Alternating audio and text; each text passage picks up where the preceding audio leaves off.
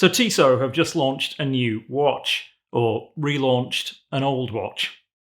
It's a new old watch.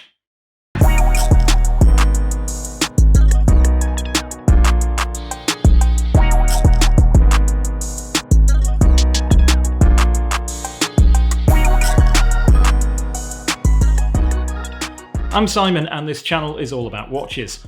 So if you like watches too, then why not subscribe? And don't forget to hit that like button. You know, the one that looks a bit like a thumbs up. It's just somewhere down about here. So Tissot have revived a model originally launched in 1969 and called the Sideral. It was super innovative at the time because it used a resin fiberglass case, making it lighter and more impact resistant. And in fact, Tissot were really ahead of the curve when it came to experimenting with new materials. In 1971 they gave it a makeover, with a newer, more sporty design in a range of primary colours. It was squarely aimed at younger people with a sporty or active lifestyle, almost the Casio G-Shock of its day. Now in 2023, Tissot has reissued the Sideral, and when I first saw the press images, I thought this looked like an absolutely killer release. So much so that I got in touch with Tissot and practically begged them to send me one to check out and to show you guys on the channel.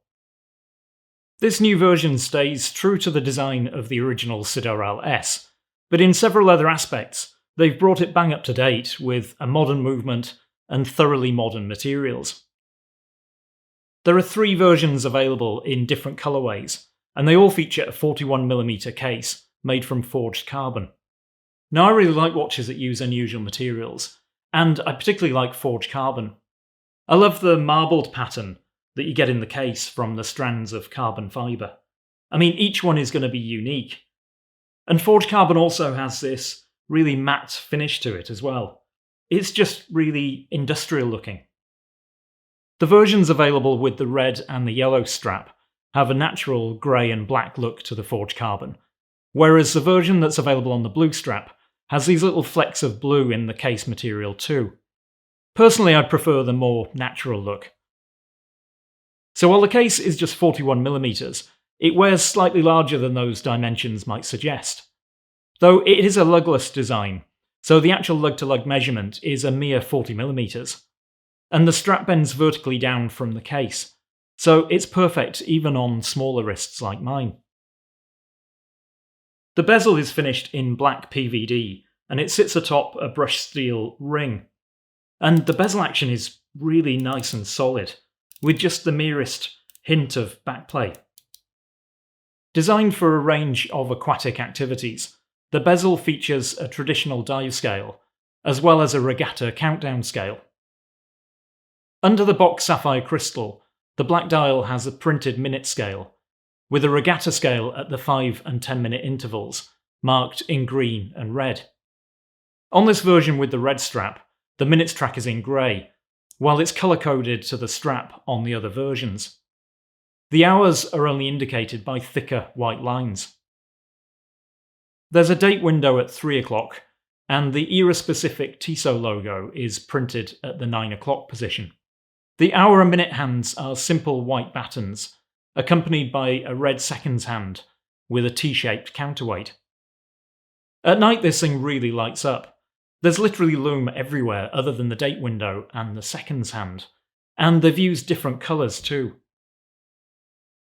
In the bottom half of the dial you've got Powermatic 80 printed in white, which denotes the movement that's inside. But before we get on to that, just a quick reminder to hit the like button if you're enjoying this video. And my next major YouTube milestone is 5,000 subscribers, so if you haven't yet subscribed, do me a solid and hit that little red icon in the bottom right hand corner to subscribe.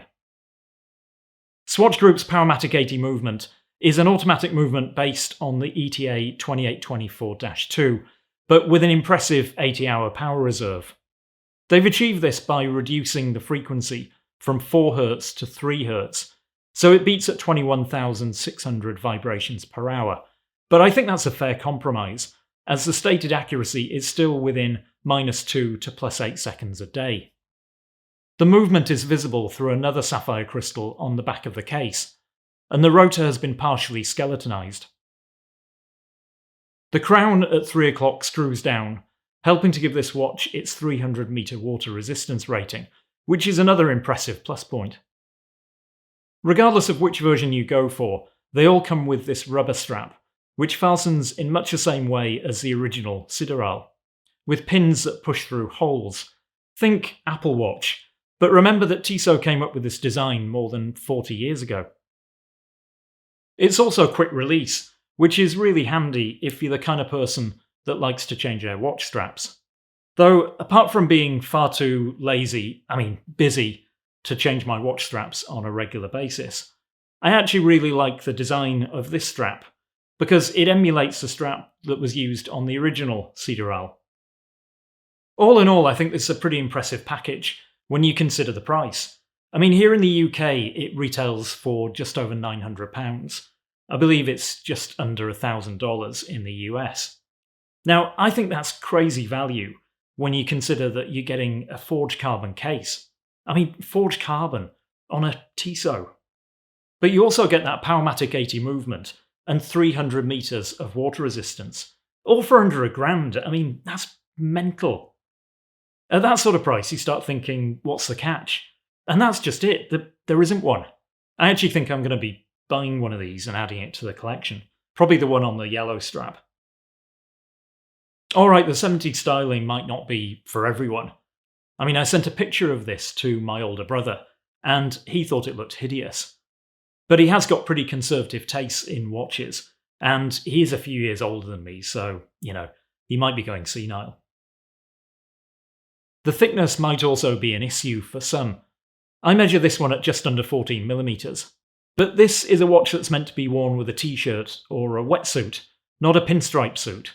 So the fact that it doesn't easily slip under a shirt cuff doesn't really bother me. Now, I've been wearing this one for about a week, and the only thing that I've found to be mildly frustrating is that as much as I like this strap, it's really not easy to fasten. I mean, it could be because the strap is just new, but the little pins just don't want to easily push through the little holes. I mean, maybe over time those holes will loosen up a bit. God, this sounds wrong on so many levels. There we go. But guys, tell me what you think of this new Tissot Sideral in the comments. If you've enjoyed this video, please don't forget to give it a like, and I'll see you on the next one.